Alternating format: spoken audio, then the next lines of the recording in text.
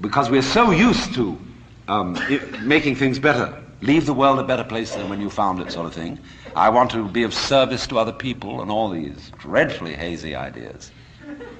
And so we think there's that little itch still.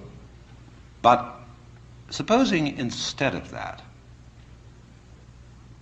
seeing that there isn't really anything we can do to improve ourselves or to improve the world, if we realize that that is so, it gives us a breather in the course of which we may simply watch what is going on. Watch what happens. Nobody ever does this, you know. And therefore, it sounds terribly simple.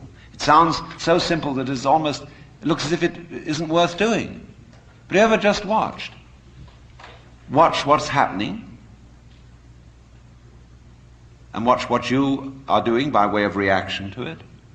Just watch it happen. And don't be in a hurry to think you know what it is.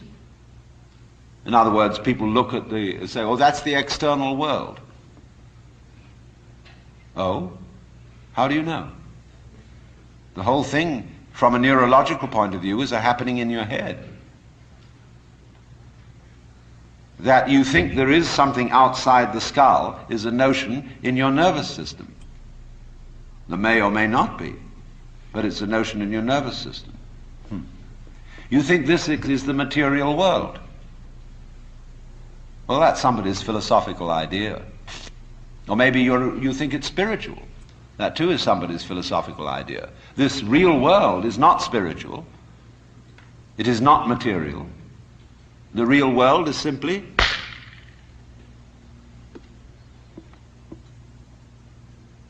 so could we look at things in that way?